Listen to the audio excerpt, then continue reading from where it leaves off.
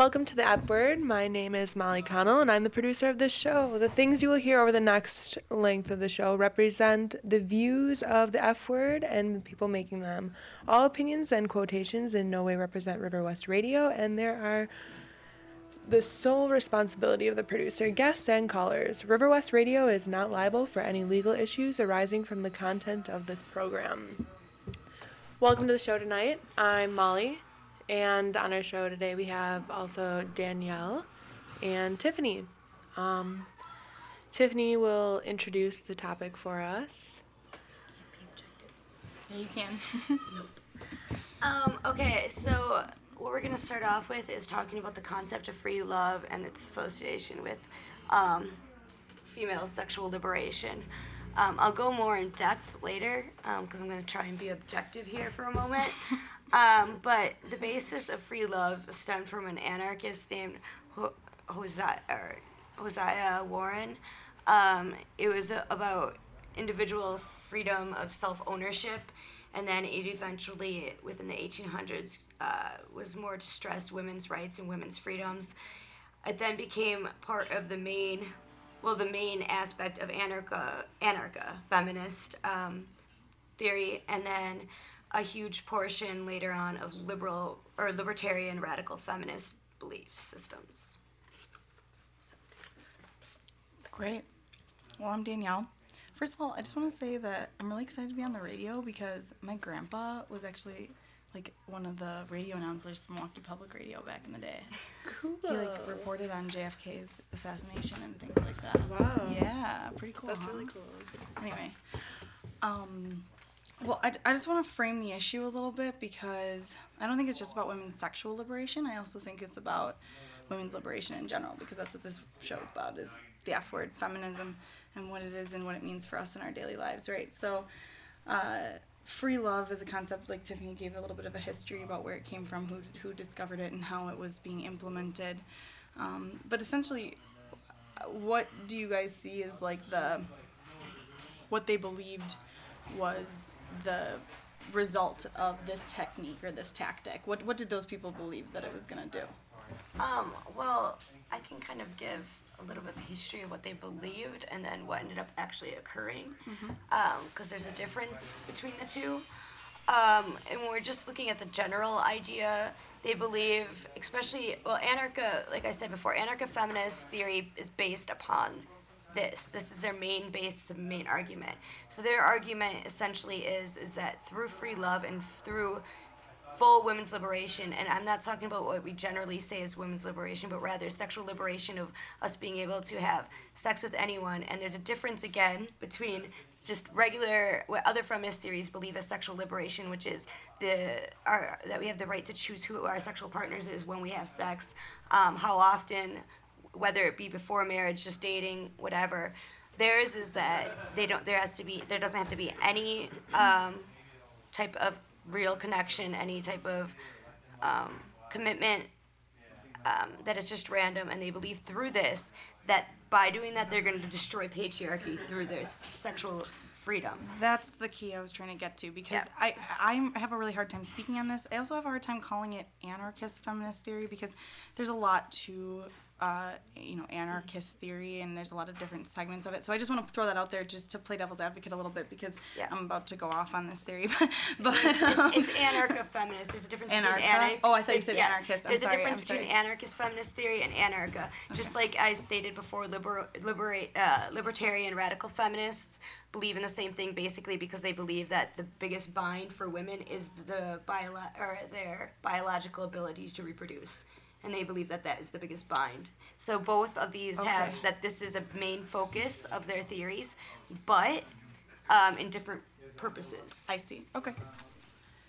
But I was going to quick say one more thing before we go into just discussion, is that with both the 1800s portion of doing this through the anarcha feminist theory, which included like people like Emma Goldman, but it was still led by men. And it was male-oriented, as so was the 1960s culture revolution, which the women were basing their theories on the same type of belief system. It was also still based and taught to them by the male activists within the community. And in both situations, they thought they were freeing themselves. And instead, they found themselves caught in these binds where the men were having sex with numerous women, and yet they were only allowed to have sex with, in most cases, men that were within that community and delegated by the other men and by the other women, which essentially, in both cases, led to different segments of women's true liberation and different feminist movements, such as the suffragists and the second wave feminists. Both came out of having to go through this struggle and not getting what they thought they were going to get. So, yeah, go for it. Well, I just wanted to comment how the lack of change, how it's still male-dominated. Like, if you look at now, women's rights, women's medical rights are still decided by men. And I feel very much that this idea of sexual liberation, of free love, is still a male-dominated idea in our society. That's, I'm going to play devil's advocate for this because I feel like we don't have a lot of differing opinions. But, I feel that, there are a lot of women that identify with this theory. And especially in this community in River West, where it's very, very, radical and a little bit, in my opinion, ultra-left sometimes. And I think that, there's a lot of this sexual liberation conversation going around, and a lot of people who are claiming to be self-polygamous or whatever, and that they're liberating themselves through that. And, I'll just say I have a problem with that because, first of all, I think that it's distracting from the real issues, and I think that the real issues get kind of just pushed to the side or not really considered or that's not radical enough, or that's not but there are real actual things that women are experiencing as far as suffering, and having sex with multiple partners is not going to be the thing that frees them from that. And that is what I have an issue with this free love concept, because I feel like it being identified as a feminist theory as doing something for women. I think it's identified as a feminist theory because it's comfortable for men to be feminism, because that's a feminism that they can be comfortable with. Kind of going off of what you're saying too is that by them doing this, they think that they're being freeing. But ultimately, when you're living in even if you are the counterculture and you're revolting against the main culture that society puts onto you and the restrictions put at hand, you're still living within that society, right? No matter what the case or what you're doing is. So if you're saying, okay, I'm going to go and I'm going to free myself by having sex with all these different people, and it's for my liberation, what's actually happening is these men are going to be like, oh, look, I can be a feminist and be supporting feminist theory and still be getting laid by these, like, awesome radical chicks, because they're going to be even crazier. And, like, I mean, they're going to want to do wilder things. They're freeing themselves. They're trying to figure out their own anatomy, and they're like, oh, yeah, this is going to get me off. And it's... You know what I've really noticed? The radical men just justify being, I'm sorry, I'm breaking the profanity rule, assholes. They justify themselves by being like, oh, we're supporting feminism. Mm-hmm. We're supporting feminism by manipulating women into sleeping with us. And what's one quick thing I'm going to say, that was another portion of what I was going to say, is that what's interesting about that is that if we look at back in the 60s, though, they weren't saying that they were just supporting feminist theory. There were cases of women within the movement, and this is prior to the women's actual liberation, the second wave feminists. This is what caused it. There'd be anti-war protests, and actually an organization I'm involved with at the time were having women being kind of like second level and lower human pretty much in the organization, and a woman went up and decided at a anti-war protest at Washington D.C. that was in this organization. She said that she wanted the women to join together and to fight the chauvinism that was going on within said organization, and men in the audience were screaming, "Oh, just take her down," and I'm not going to say the word, but because of profanity, just F her, and let's take turns. And there were still women shouting in favor of this because, hey, you know, we're freeing ourselves. There's no limits. We can do whatever we want. And what came out of that?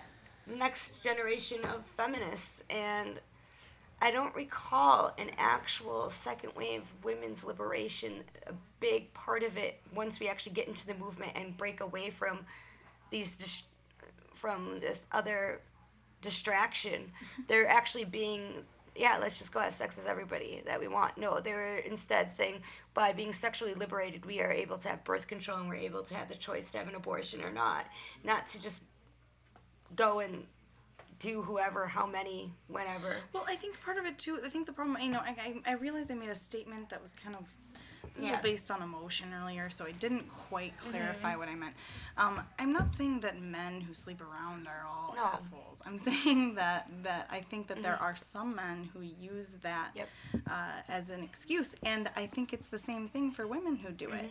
I think that they also manipulate men, and they also do the same thing, and in turn, the worst part for me, because I am a feminist and I care the most about women, honestly, is because I think they turn around and they treat other women and they compete with other women to liberate themselves, and therefore partaking in their oppression and basically reducing the women who don't want to have sleep around to their bodies, you know, in a lot of ways. And that's the thing. That's part of my problem with all this, is that women's free love is not a feminist idea, because it's continuing the perpetuation that our value or our worth is based on our bodies. And so our liberation is therefore based on our bodies. No, that's the problem. That's not the solution.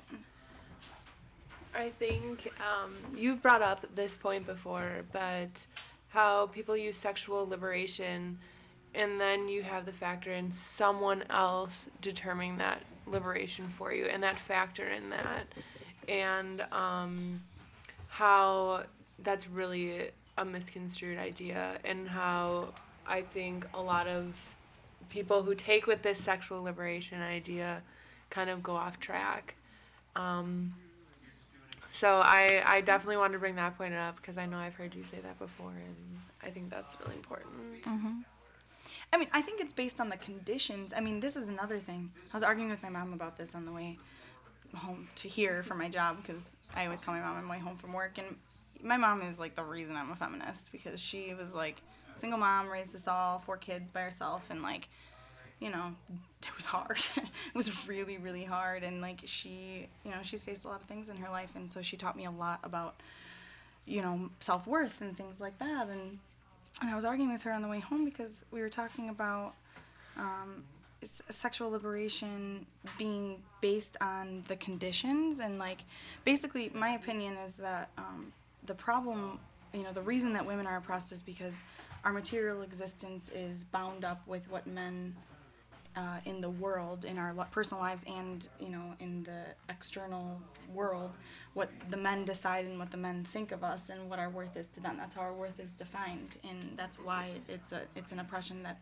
reaches across all other barriers of social culture, you know, and economic and political as well. And so I think that that, you know, our material existence being bound up with that is the major issue.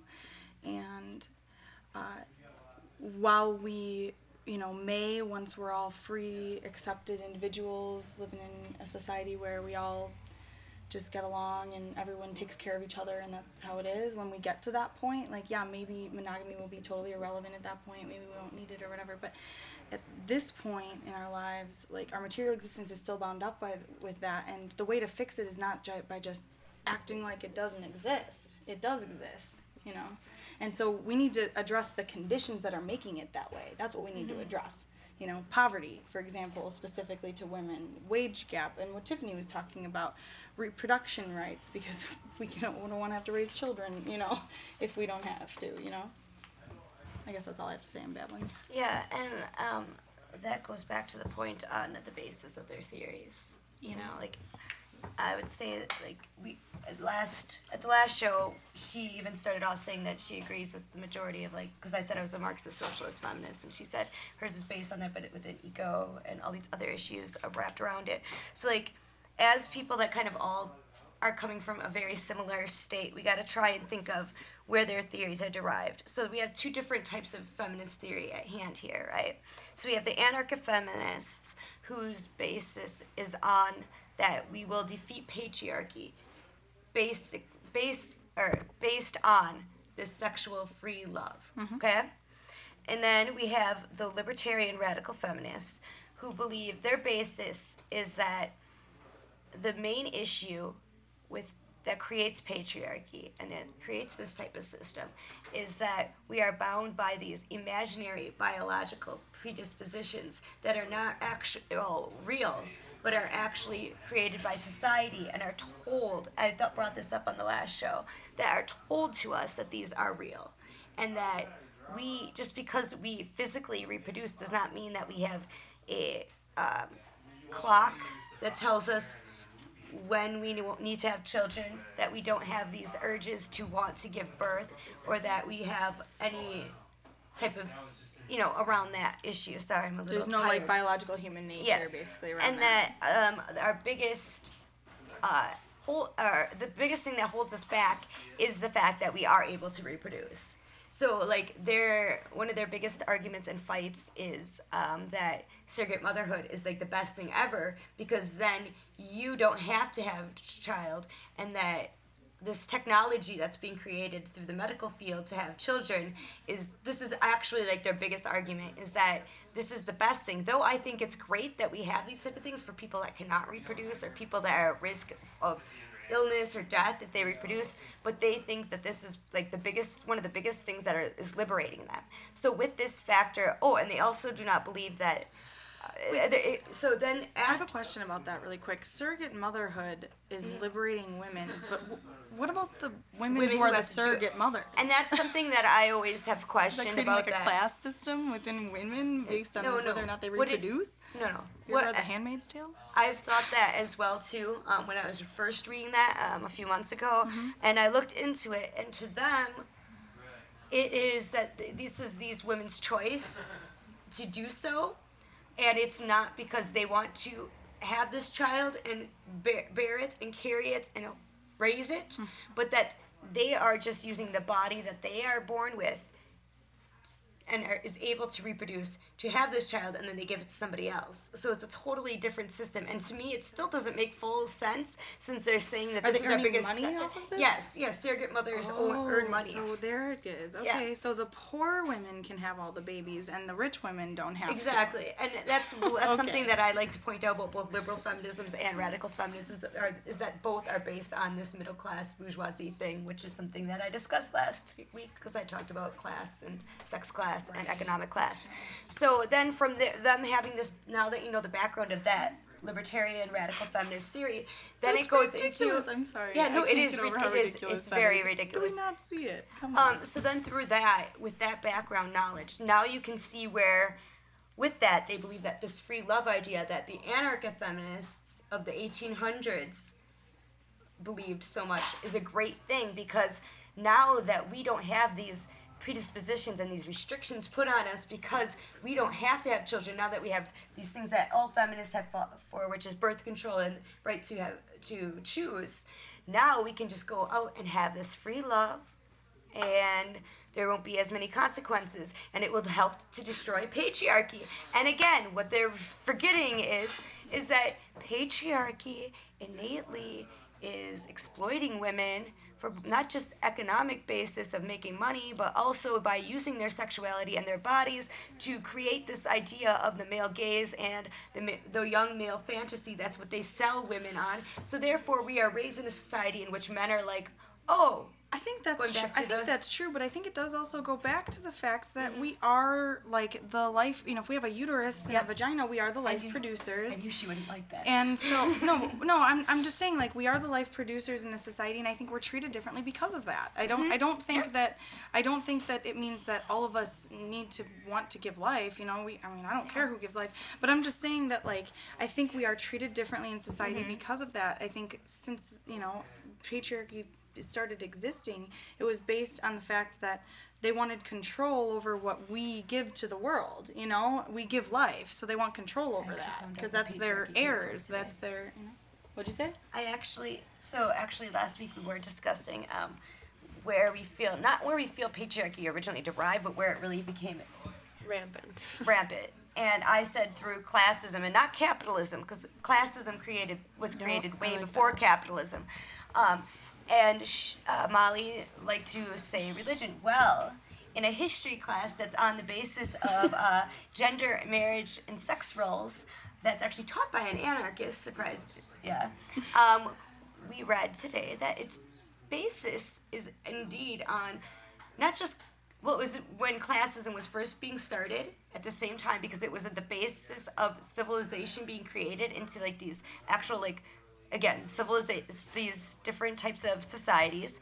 And when we started going out and having agricultural work, and we were getting past the nomad society, so it was from the beginning of time, so that women were put into these duties and men were put into these duties. And then around the same time is when classism started. So but I would say that Let's let Molly say religion. what she thinks about But that. I would say that religion, like I said, I did say to you though that because of like my knowledge on the history of paganism and the destruction of the paganist beliefs, that Christianity, for instance, did have a big part on destroying what was left of the non-patriarchal part of Western society. Well, So. first of all, real quick about Christianity or religion in general. I mean, I think religion historically has been used as a tool by Exactly. the people in power, forever. I mean, obviously, it's like the Catholic Church is definitely patriarchal. I mean, seriously, but I don't think it's because it's inherent in having faith in a religion. I think it's mostly because that's what our society was expressing. Those were the people that were doing this were the people who were in power or wanting to gain power. And I think it was about power, and I think it was about wealth more than anything else. Well, implementing religion as a tool for patriarchy, I think, has solidified patriarchy's role in our society. And then back to sexual liberation, I definitely hear the ideas behind sexual liberation, but when you put the idea of sexual liberation into a patriarchal, male-dominant Thank you. society, Yes. Yep. it becomes a tool of oppression. Yes. Thank Yeah. you. That's beautiful. That was beautifully said. I Seriously. feel like we were all trying to say that, but she put it in the right words. Yeah, she definitely that- put it in the right words. Yeah. That's how I feel about it. So, ladies, be nice to each other. Like, this is, one of the most beautiful times in my life because I'm just getting to know all these, other feminists. I'm not saying that other genders aren't, great or whatever. I just really, I identify as a woman, so I, really, need the support of other women. And so I get more angry and hurt by competition with other women than I do by competition with men most of the time. Well, let's be real. Men have always been organizing together, and women have always been Trying to get in. Well, not even that, but if we look at purely just Western society and more of not modern, but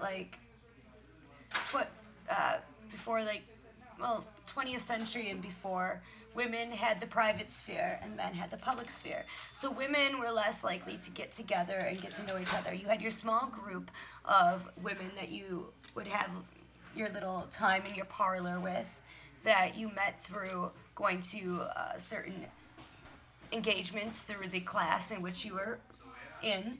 So you didn't really get to mingle with other women of different classes or different races.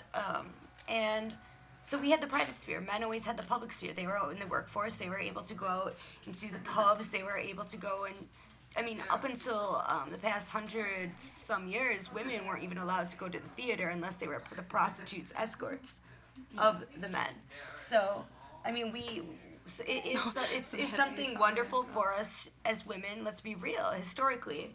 Because I come from the historical and theoretical standpoint. Like, let's be real. It is an amazing and beautiful thing for us to get together. Though Molly and I both have discussed that we've had more male friends than females throughout our lifetimes. I would think we would both agree, and she can verify, that it is great that in recent events we are starting to get to know other strong women and other women that we can relate to. And it is a beautiful thing. And I think a lot of women take it for granted, and we love to compete with each other. And I don't love it. I hate it. That was sarcasm. I've done it for my whole life, but I mean, it's like you have to sometimes. I mean, I want to get back to sexual liberation. Did you have something to say? I'm sorry. Just go ahead. I just wanted to move the subject on, so if you had something to say about that subject, say it. No, I don't. Okay. I was going to say back to sexual liberation. I want to make clear that I don't think there should be any sort of, like, laws against being polygamous or whatever, or, like, just sleeping with whatever. Polyamory, you know, whatever. I know, polygamous is a marriage thing. I know, I get it. But the thing is that, you know, I don't think there should be any laws against that. I don't think that there should be laws dictating our sexuality at all. No. Okay? That's my point, is that I think that, you know, who you're going to have sex with or whatever is really a choice is really a choice that every individual gets to make, you know? And there shouldn't really be pressure either way, in my opinion. And the thing is that there is pressure because of our material existence to have monogamy in a lot of cases. And I agree that that's a problem, because if women want to have polyamory or whatever, then, you know, that's great. But they, you know, a lot of times they can't in a lot of cases. And I think what we need to combat is not that social concept, but rather the conditions that make it so we don't have a choice, you know? I think we should have a choice. But right now, we honestly don't in a lot of cases. I guess I did have a little bit of a comment with this. Having men in the public sphere makes education about sex more, you know, happen more. And the lack of education, I think, about sex, especially from a feminist standpoint at a young age, is another thing that kind of perpetuates the patriarchy and free love. Women are just not being educated about their bodies properly. And for that matter, neither are men. And the lack of education just produces this culture of miscommunication. Curiosity. No, I went to Catholic school when I was younger. It creates a very dangerous sexual culture. Yep, an environment like that. I mean, and when we take that, so like these young children are not being taught correctly, and at the same time, I'm gonna bring back up the media and the capitalist society and the exploitation that goes along with it. Is that so? In one corner, they're not being taught correctly, and it doesn't matter if you're in a private school and you're sheltering your child. No matter how hard you're sheltering, they are going to see this culture. Women will be in like kind of battered states, naked, selling a watch. I mean, this is the images that we see, and we become desensitized to these women being exploited in this manner. And for what? For our oppressors to make a buck. And so with this dangerous mixture of lack of education, and if there is education, it's not that well in depth what you learn about. Oh, this is a uterus. I mean, well, I had good sex ed in my day. I mean, I'm not denying that there are some. I have a friend who's a school nurse, and she's a really good friend of mine. Well, conservative, but we work on it. The thing is that she, she talks about all the resources that they provide an MPS and blah, blah, blah, which, by the way, I think she's over-exaggerating, but, you know, she feels a little offended if I'm saying sex ed isn't good because she does do sex ed classes and she feels, you know, that she does a good job with them, and I'm sure she does. So I'm not saying it's not out there, but I'm just saying that in most cases it's not funded. That's why I think lack of is more the word I'm looking for, because in a lot of cases, like you said, like in Catholic schools and stuff, sheltering them from that, I mean, that's really important. But I mean, as far as sexual education, are we talking about actual just biological, this is where you put it to make a baby? Or are we saying, look at where you can buy dildos? It's not sexual education. I see what you're saying. Okay. There needs to be a complete, comprehensive, revolutionary way that we educate about sex. I mean, I'll just give my own, like, personal thing, is that, so I went to, even though I wasn't from a Catholic family, it was for different reasons, but I went to Catholic school till 6th grade. So in 6th grade, I got that sex ed, which wasn't really sex ed. It was just taught, like, giving us pads, because you can't use tampons, because that's, you know, penetration. Yes, no kidding. So and the men got deodorant, so it's just no joke. So I got that part, and then I went to public school in the city because I lived up north. No free cock ring? If only. But I lived up north, so then in 7th grade I went into the city. I'm using quotations here. The city public school, and they learned sex ed coincidentally in 7th grade there, and there. All we got was a little knowledge on the uterus, the penis, how it works. Not in depth, like, oh, this is how like sperm comes out of this or anything like this. Just about like eggs drop, you know, how periods work. And then, you know, if you took another semester, then you got to get the baby, the doll that cries, and this is what parenting's like. I totally did that. No, actually I didn't. And then no, I didn't. And then coincidentally, no joke, I switched to a different school out in the country, and in 8th grade, they had their sex ed in 8th grade. No joke. 8th grade? Yes, 8th grade. This is a small little like rednecky town that drove me absolutely nuts. Very Lutheran, very right-wing. They had a Bush rally, for crying out loud. Bush's first turn, because I'm a little, we all are like 24 or 25. So like, right? Yeah. I'm 21. You're 21? Wow, you're youngin'. You act older, so I assumed. So Danielle and I are a little older, and like, so this was during the first Bush. But I was very much involved in the first. Yeah. Bush. So like, that was the time. So they do 8th grade, and all they did was the uterus, and then we only talked about sex ed for like a week. Well, all I remember from sex ed is the STD pictures. I mean, you guys had those, right? Yes, I remember all of this. Pretty awful. I remember all of this because my mom was a second wave feminist, and she was like trying to tell me, oh no, see, I was lucky because at home I got the real education. It was awkward, so at the time I didn't think I was lucky. But as I got older, I realized, okay, I was lucky because she was a psych nurse, and then she was a second wave feminist, so like she gave me condoms and got me birth control and all that kind of stuff and taught me. Not in-depth stuff because I stopped her. Coming from my background, I guess, like my grandmother went to the Catholic school here in Milwaukee and did not even know how you got pregnant until she was pregnant, really. So a very extreme example of lack of education. I mean, see how tampons are penetrating? Coming through, I mean, just the difference between 3 generations to now.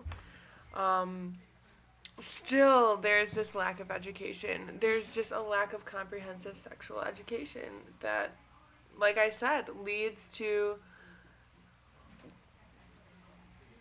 this culture of thinking that sexual liberation is going to help women when we are not even being properly educated about what sex is. And Tiffany? What I'm gonna say is you're like, that's not properly educating women, but they don't want women to be educated. I think that's not fully, but I think it's a big part of it is that, you know, I don't remember who brought up like the thing about like where you get dildos and, you know, going off of things like that. But for women to be able to find out about their own sexuality and how they themselves can have an orgasm, and whether or not, you know, there's that controversy and taboo is there an actual vaginal orgasm, or are women able to just have clitoral? I mean, in my class today, people were actually giggling when I brought this up. No joke. I was kind of giggling. But I mean, like, in a class, like, where we're actually, like, learning, you know, and they also laughed at sodomy. I just, but that's besides the point. But, so, it's still taboo for women to be able to believe that they can have an orgasm vaginally, and because no, women aren't supposed to enjoy that. And I think this is where women get into extremes, where we need to go back to our original point, where we're so oppressed sexually that we feel like we have to go to this extreme of sexual adventure and sexual, and I'm not saying this is the full thing. I think this is part, because what I'm doing is I'm correlating our original topic from what we've just been discussing with sex ed and all these different things. So what's happening is we don't fully understand our own bodies and our potential, and I feel like in my case, because I wasn't an anarcho-feminist, but I was a radical feminist, and it wasn't the libertarian radical, it was the cultural radical feminist, and they aren't all about free love, but they are a little more into the sexual liberation than other feminist theories when I was younger. And I feel like, looking at my own life, I think a lot of it had to do with what we're discussing right now. So, you know, and I wanna just combat a little bit the idea that not having sexual education perpetuates this free love thing. I mean, I understand what you're saying. It's a part. It's not the full. Well, but I understand what you're saying. Like, you know, where it might make people be like more radical about it. But I think a lot of the people that are, you know, self-proclaimed polyamorous people who claim that is going to liberate women, I think a lot of those people are very educated about their bodies and things like that. But I want to get back to the point that I think that is a very privileged and one-track, like, kind of skewed view, you know, but for different reasons. I think it mostly goes back to the fact that I really think it goes back to the fact that the conditions on the ground don't allow for that to be we're not, like, I guess I think it's privileged, because I don't think that the mother, you know, who can't afford to raise her children even though feed her children even though she's working 3 jobs and, you know, is being kicked out of her house, I don't think her ability to sleep with XYZ would be really what she was worried about. In fact, I think she'd be more worried about the fact that, you know, he's out of prison or wherever he is to be able to help her raise her children, you know. I just want to clarify rather. I was basically just trying to tie our original thing into what it ended up becoming. But as everyone here knows, and like, unfortunately you weren't here last week, but what you're just stating here at the end kind of goes into a lot of what I was saying on the basis last week, because I was talking mainly about class and the privileged feminist theories, and I stated it before. One of the issues that feminism itself has encountered by other women throughout the years, at least radical and activist women, is the fact of it's based on this middle class or upper bourgeoisie, typically white, privileged female perspective. A lot of the women that I know that have these beliefs that we're talking about today are not coming from upbringings and families. Not all of them, but some of them are not coming from families that had to suffer or go through some of the struggles that us 3 have talked about, not publicly on the radio, but they haven't had to go through, overcome these obstacles or gone through these struggles that their mothers or their grandmothers or their family have had to go through. They aren't going through what Danielle just pointed out, where the mother is having to work all these jobs. They aren't living in a family where their parents are fighting and the mother's being abused. Maybe they are. Maybe they are. Maybe they are, but they aren't don't taking wanna that into assume what their lives perspective. are like. What I'm But- saying is they're not taking that into perspective when they're thinking of what their theories are, and they should really be, especially if they are coming from those homes. They shouldn't be worrying and being so focused on this aspect and this theory. I think that comes back to the lack of sexual education, like in general, in our society. And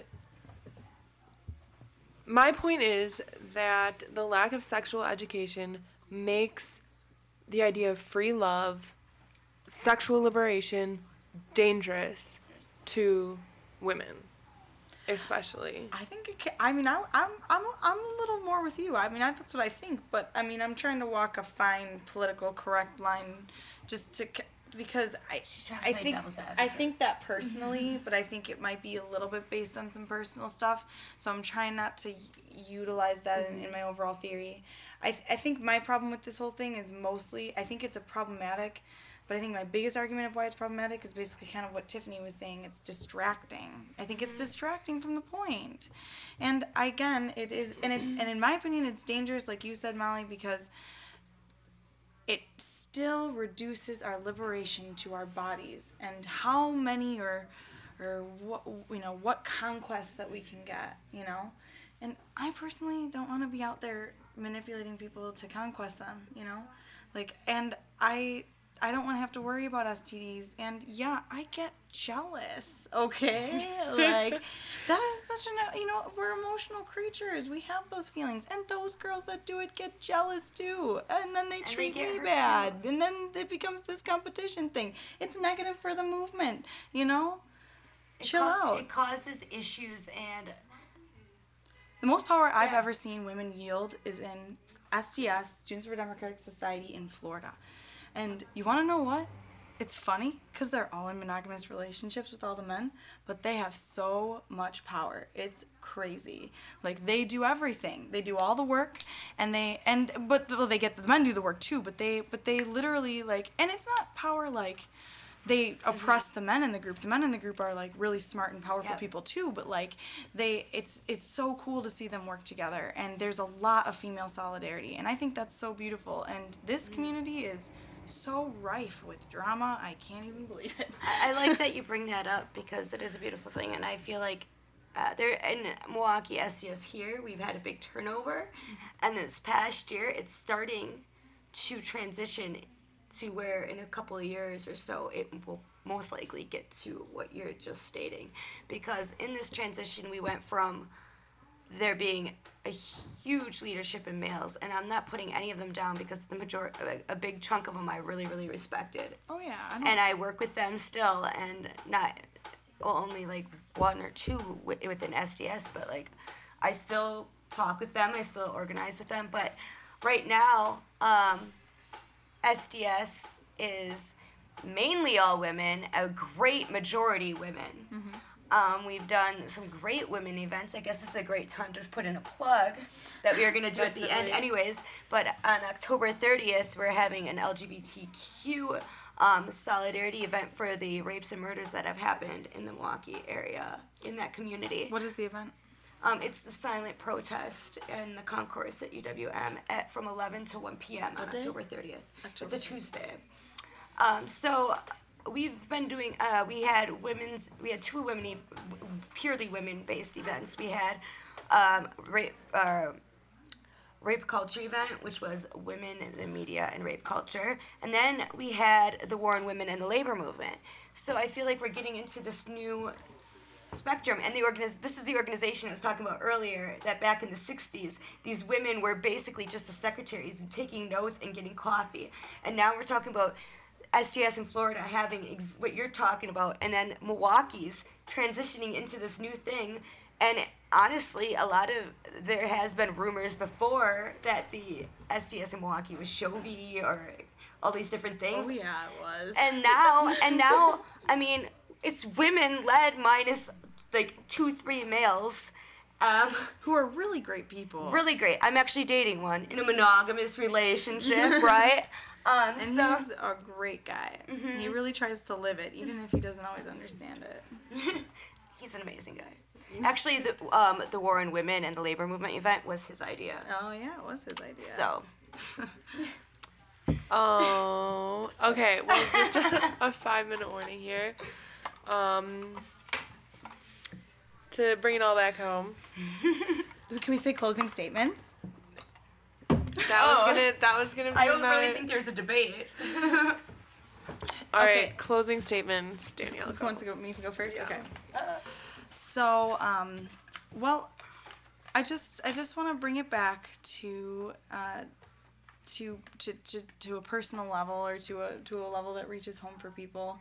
I go out and have sex with whoever you want to have sex with, but keep it in mind, you know, especially women out there who, even if you don't identify as a woman, even if you aren't, you know, like your gender is not female or woman, your gender is not woman, but you were born with a uterus and you were treated like a woman your whole life, you can still identify with some of this stuff, with your worth being reduced to your body, and think about it. That's all I think, and I think that one of the other biggest things is stand in solidarity with your sisters, man. That's the biggest thing that I'm focused on right now is standing in solidarity with other women who are interested in this stuff, and also with women who are experiencing it on the ground. So. Okay, 2 things. Since she just brought up sisterhood, how come men can have this great, amazing camaraderie with each other, even when they're in competition? Yeah. They still, at the end of the night, love each other, and they're bros, much. and they're, I don't care if you're a bro or if you're just like a really cool guy, Or if you're you're a bros bro. with each other. Yeah. But women, we have to be in this competition. We have to be, you know, over-sexualizing ourselves and being the hotter one, the smarter one. The louder one. Excuse me. The one, that's just my personality. And me too, but that's what we're taught to do, you know? Yeah, we have to, because in the movement, there's always, we're so used to there being 1 or 2 women that are like these, that have to fight, like really fight to get their way into that group. So yeah, that's part 1. Part 2, women, start looking at the big picture, at what's really going on to us. Like, I'm talking about like economic class, sex class, just all around oppression. Like Molly and I were talking about last week about oppressors versus oppression, and really, women, we are being really oppressed and really exploited, and we need to not just stand together, but look at what is the real fight and what's the real struggle, instead of focusing on just this small little thing that we can do in our free time without making it a theory. Stop giving them an excuse. Exactly. And my last statement is sexual education. Stop putting condoms on bananas and start putting them on dildos. Until there's proper sexual education in our schools, sexual liberation will be a tool used by patriarchy to oppress women. Okay, peace.